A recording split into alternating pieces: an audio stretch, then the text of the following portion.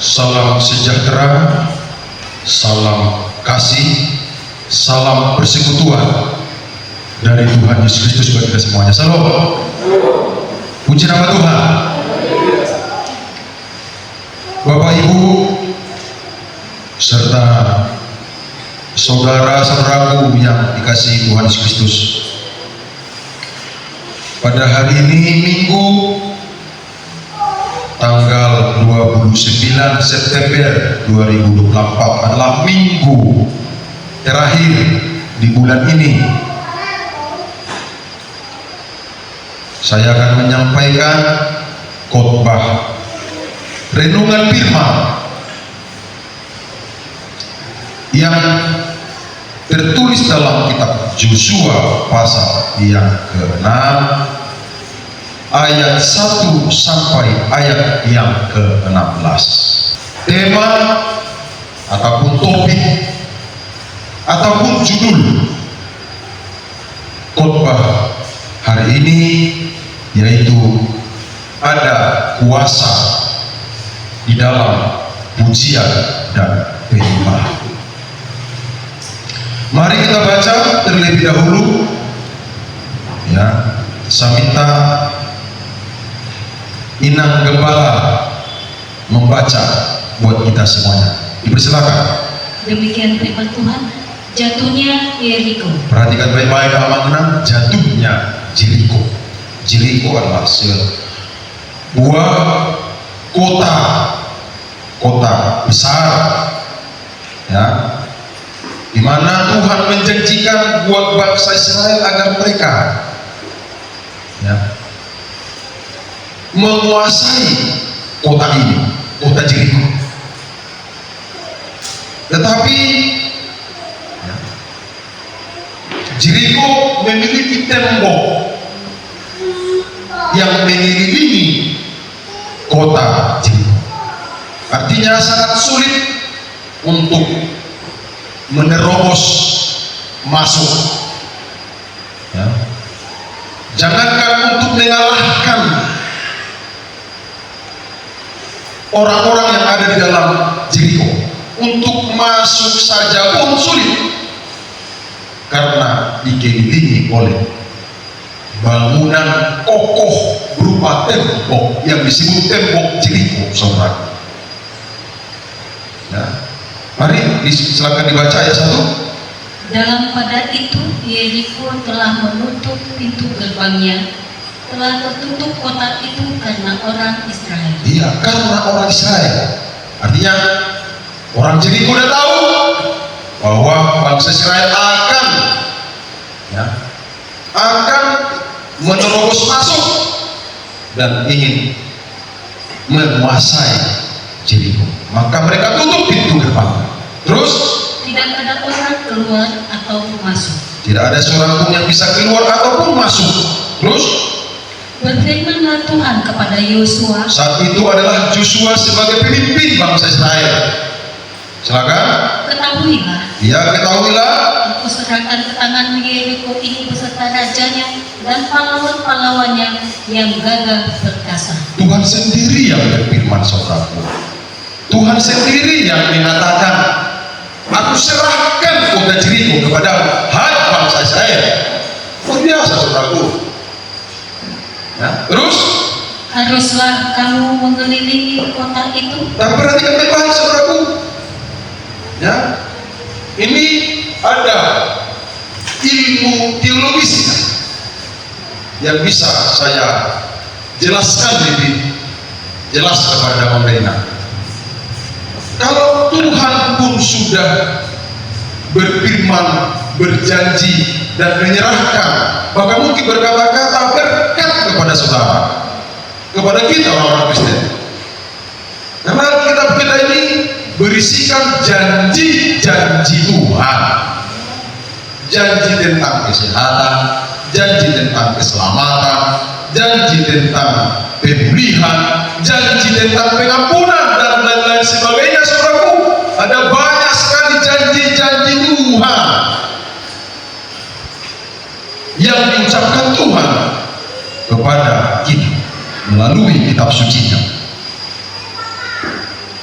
Tetapi saudaraku, tidak begitu langsung otomatis janji itu digenapi dalam hidup. Kenapa demikian? Karena ada yang harus kita lakukan, ada yang harus kita berbuat. Dalam bahasa saya seringkali kepada saudara, dalam khotbah saya, ada bagian kita, ada bagian Tuhan. Tidak semua bagian kita, tidak semua bagian Tuhan. Memang sudah seperti ini aturan mainnya, saudaraku. Sudah seperti itu. Ikon adondo berbuat apa? Siulah otak.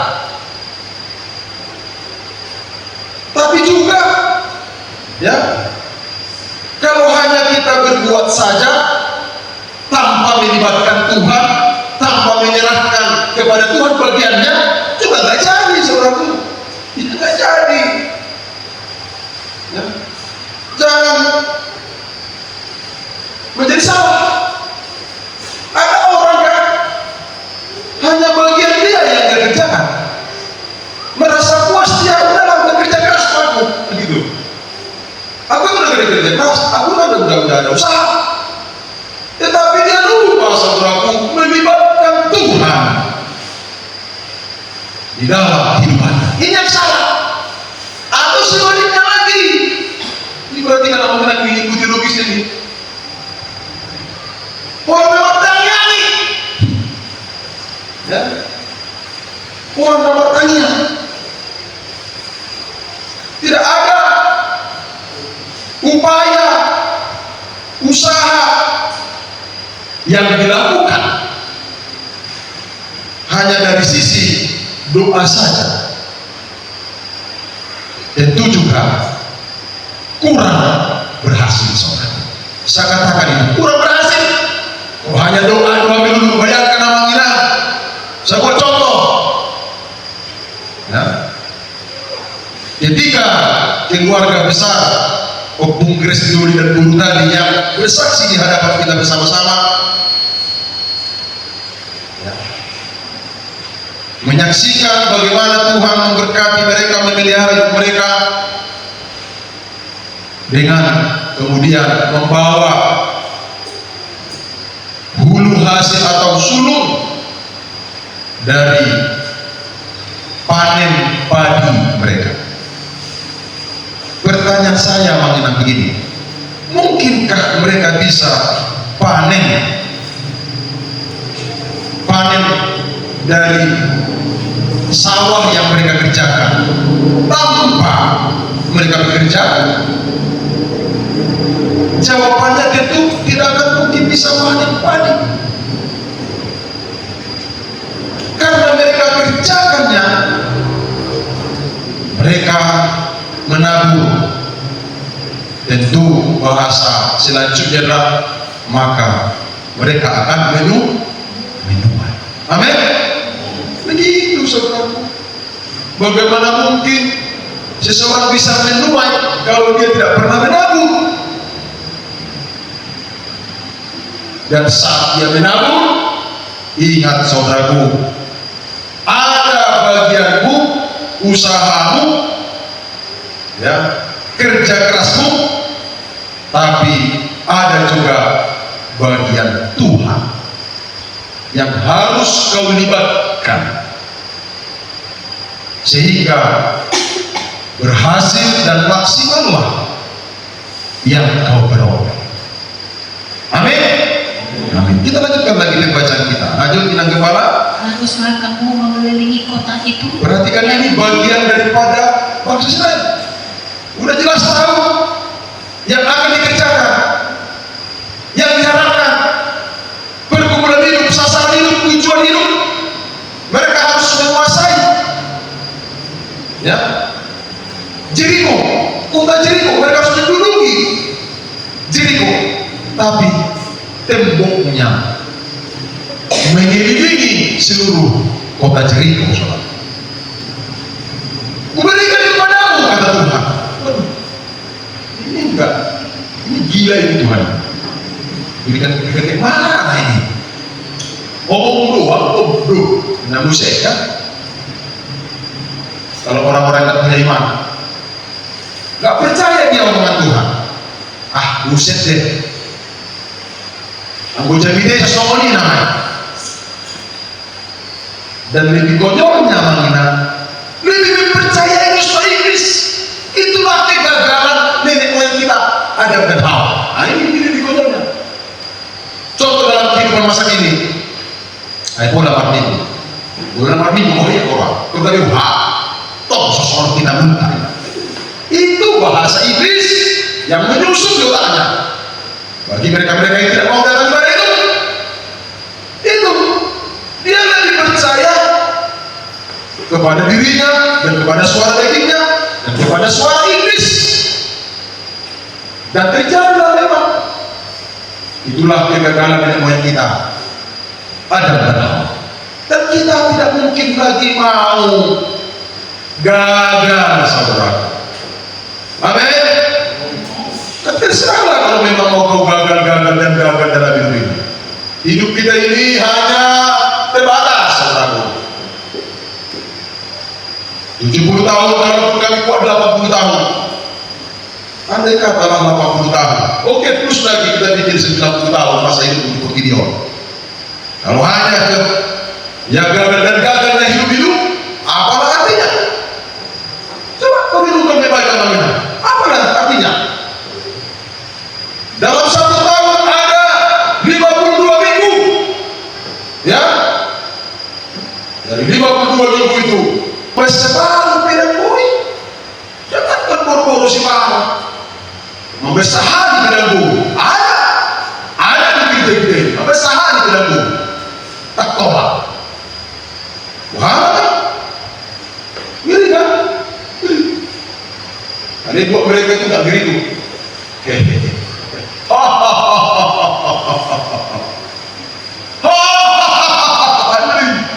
di mana? Doko di wadukomu pandita. Kamu pakai pilihan alami. Kenapa? Kenapa sudah bisa begitu? Roh ilah zaman telah membutakan mata rohaninya, telah membuat dia mati rohani. Itu keprihatinan saya, saudara. Memang kamu hidup di dunia ini, tetapi kamu bukan melawan, bukan berjuang secara duniawi. Ya. Kamu harus berjuang secara rohani. Amin. Amin. Ya. Oke. Baik saudaraku. Sekali lagi saya katakan, jangan mau gagal seperti nenek moyang kita itu. Adam dan Hawa itu, dia memang jelas gagal, lebih mendengarkan suara dirinya sendiri dan suara iblis. Baik, kita lanjutkan lagi. Ya, ditentukan Tuhan, saudaraku. Ya, teknis, cara bagaimana merebut Jeriko itu. Silakan. Yakni semua prajurit harus mengendarai kota itu sekali saja.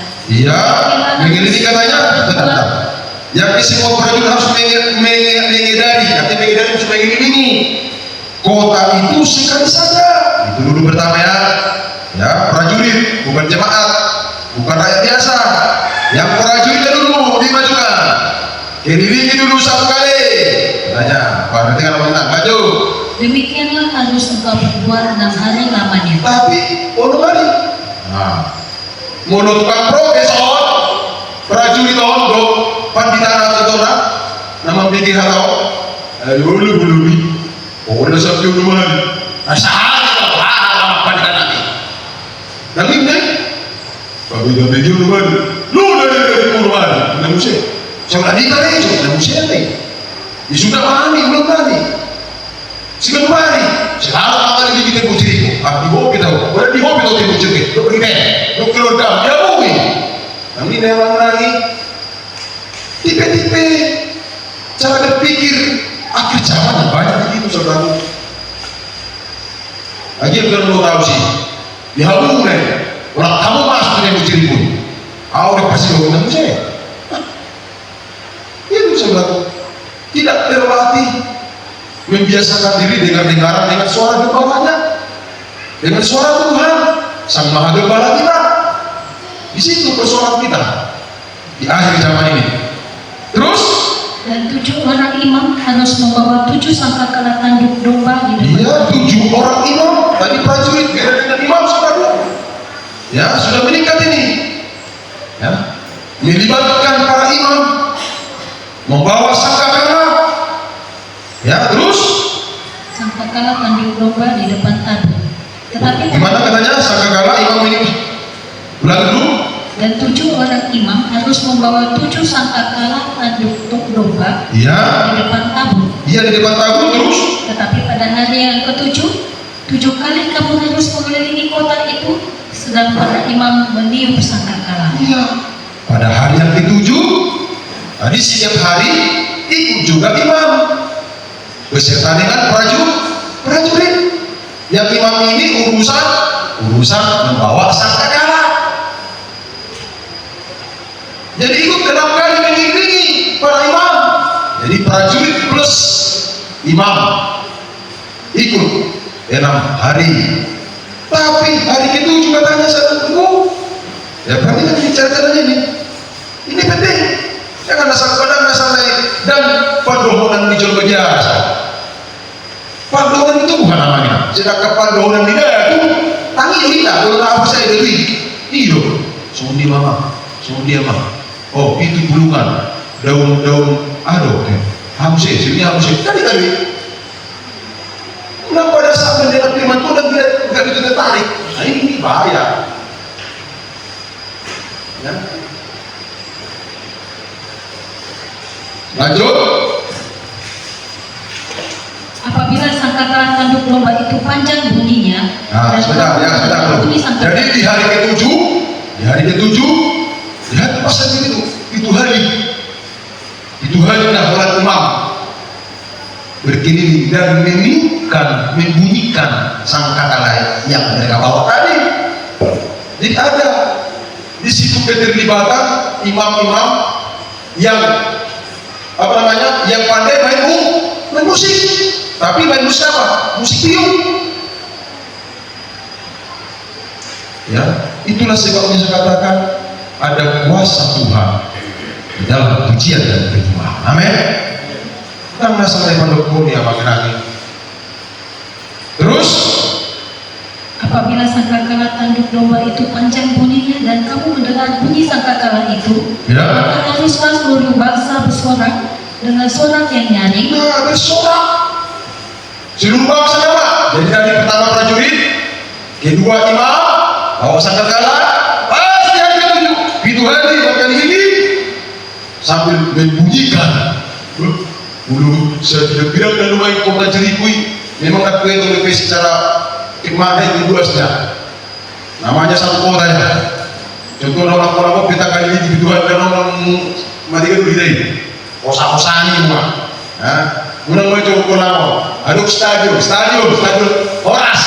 Nanti kita juga gambaran stadion Horas sih. Dari Sigur Kayu. Mama simbol stadion yang besar. Itu hari bukan ini. Karena kosa besar. Ini imam dan prajurit.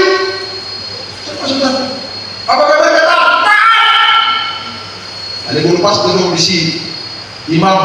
Guru prajurit kan jelas sudah prajurit. Kamu mungkin ada istilah saya kencok. Nah ini asam urat, ya kan? Namun tidak ada situ yang asam urat kalau prajurit. Karena prajurit seperti sekarang dan tadi prajurit. Tapi kalau yang imam kan bukan prajurit itu.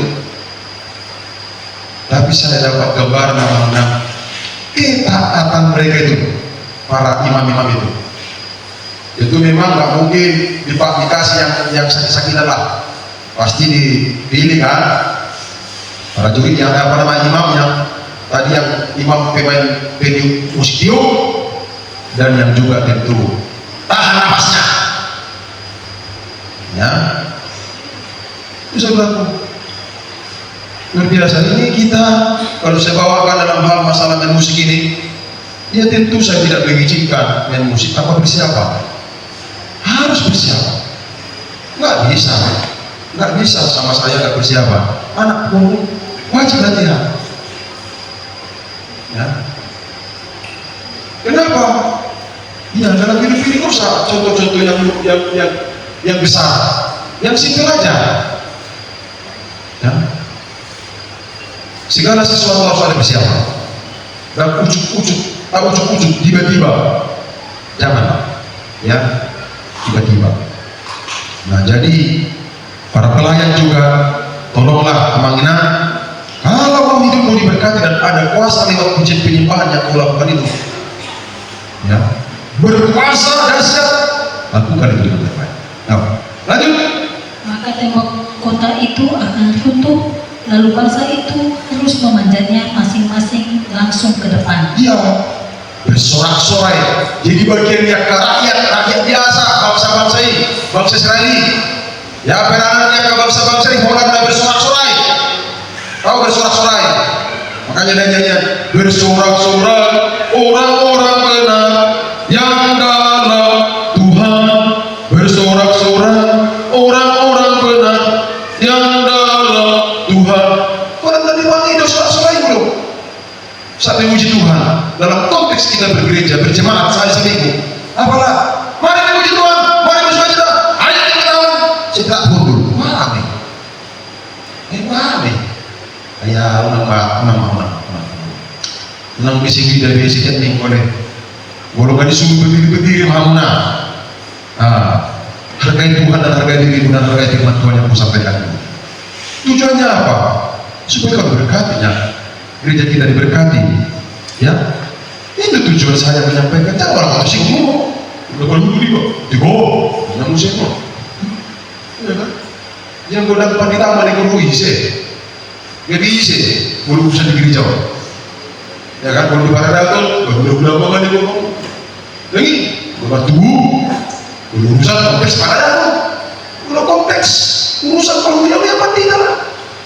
Gak mungkin jadi udah pada mana pelihara kamu mana kalau tuh mandi dah udah ada di bulu mandi dah mana itu udah gak bisa kamu salah nonton kali ini di mana nonton ini jadi dia kan itu jadi kita di korok luar negeri gembala sidang ini sidang sekarang sidang kita bersidang ini sekarang ya iya bersidang ini sidang kerjaan coba.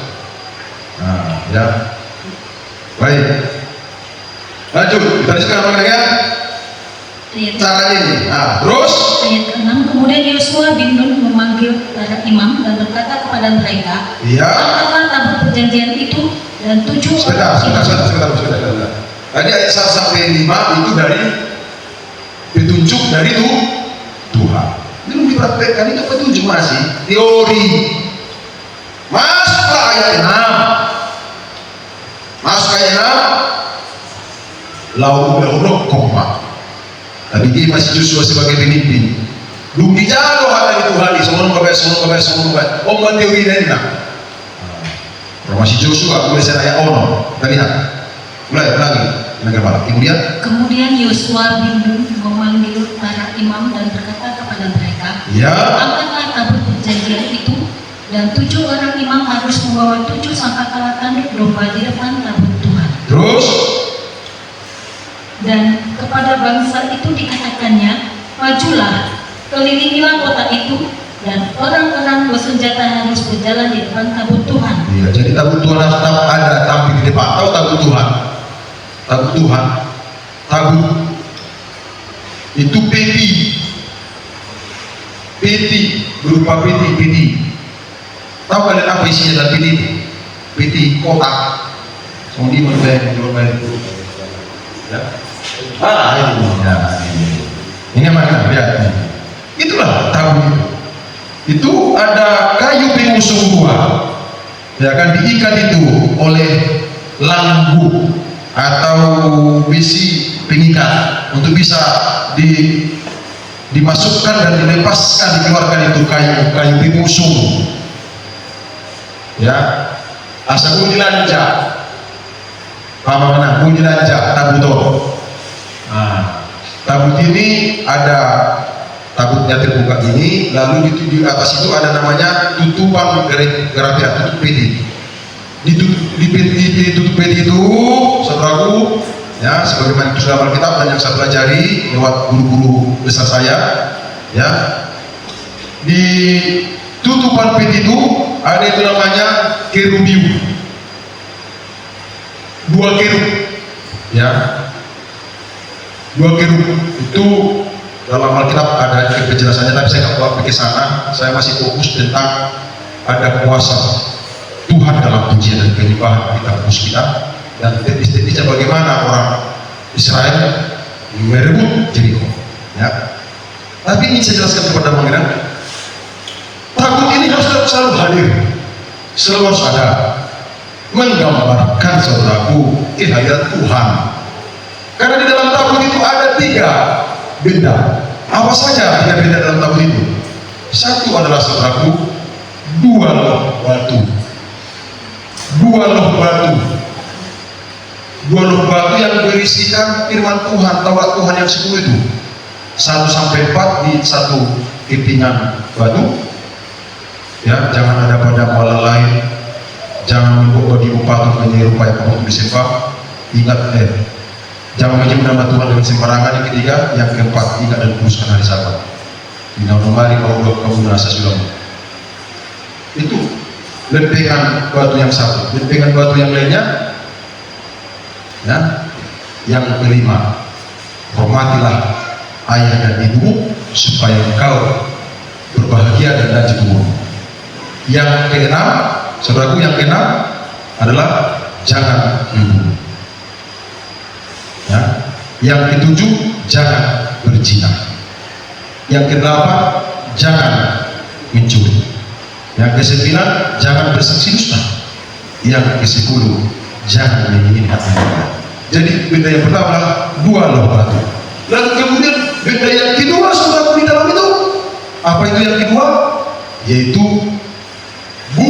buli emas. Buli somon apa waktu itu? Tong satu tempat somon ceret ada itu buli emas, tapi terbuat dari emas. Berisi mana? Roti surgawi, ya, itu. Lalu yang terakhir adalah yang ketiga, tongkat Harun yang bertunas. Tongkat dari kayu, tapi bertunas dalam 1 malam. Nah, bertunas 1 malam. Ada bisa-bisanya itu ceritanya, nggak itu kita sekarang. Ya, nggak itu. Kok bisa melakukan kita nanti bertunas dan selebar gimana kisahnya, itu selebar ada tersendiri. Ya, ada khotbah saya tersendiri bisa. Bagaimana kok bisa ada beli emas di mana emas dalam cerita? Bagaimana beli bisa dimasukkan di sini? Ada semua ceritanya, sejarahnya, mengapa itu suka. Ya. Dan itu harus dibawa terus itu di dalam begitu. Ada 2 kerubi yang menutupi. Ya. Ada 7 percikan darah anak domba di tutupan gerafiran itu, tutupan peti itu. Luar biasa. Nah, jadi saudara yang kasih Tuhan, ya, peti tabut itu harus terus lanjut, harus terus dibawa. Dan sesudah Yosua berkata kepada bangsa itu, maka berjalanlah maju ke-7 orang imam, iya, yang membawa ke-7 sangkakala tanduk domba itu di hadapan Tuhan. Lalu mereka sedang tabut perjanjian Tuhan mengikut mereka. Iya, dan orang-orang bersenjata berjalan di depan para imam yang meniup sangkakala dan barisan penutup mengikuti tabut itu, sedang sangkakala terus menerus ditiup. Ya, terus. Tetapi Yosua telah memerintahkan kepada bangsa itu demikian, janganlah bersorak dan janganlah perdengarkan suaramu, sepatah kata pun janganlah keluar dari mulutmu sampai pada hari aku mengatakan kepadamu, bersoraklah. Jangan, artinya ada waktunya tutup mulut. Ya, memang ada orang pakai di tembok, belok ke tutup mulut. Saya kita kata-katain, rasa kita terus sambil berjalan lagi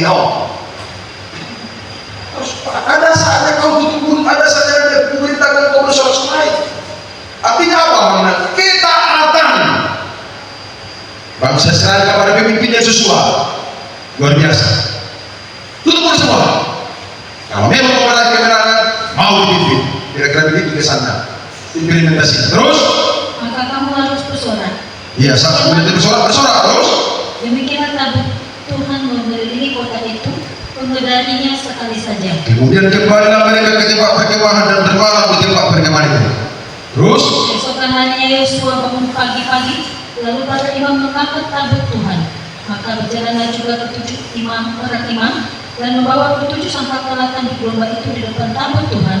Sambil berjalan mereka meniup sangkakala, sedang orang-orang bersenjata berjalan di depan mereka dan barisan penutup mengikut tabut Tuhan. Sementara sangkakala terus menerus ditiup. sebentar ya. Jadi kalau sudah gempa malam mereka beristirahat.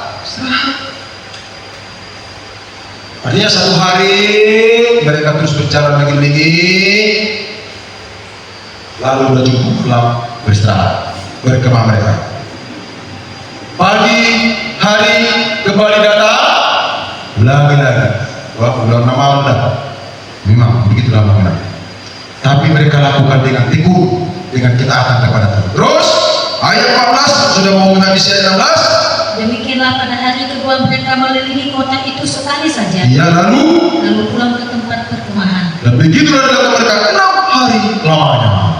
Terus hasilnya Mereka bangun pagi-pagi. pada hari ke-7 bangun pagi-pagi ketika fajar menyingsing dan mengelilingi kota 7 kali dengan cara yang sama. Hanya pada hari itu mereka mengelilingi kota itu 7 kali. Wah, nah dibilang dengan sehari loh mengelilingi setiap hari. Untuk mandi juga sesadari di hari ke-7 itu hari. Maka itu sudah usah-usaha. Mau konektor pembandingan Tuhan mengenal. Stadion, sebuah stadion Lubisiani, stadion sepak bola, Lubisiani dan asal diberkati Tuhan. Hidup kita berjemaat di sini, maka harus mau dipimpin. Saja yang bisa sampaikan saudaraku. Ya, sekali lagi di bagian akhir tempat saya. Ya. Dari Yosua pasal 6 ayat 1 sampai 16 ini kita dapat pembelajaran dari firman Tuhan. Ada kuasa Tuhan di dalam ujian dan penyembahan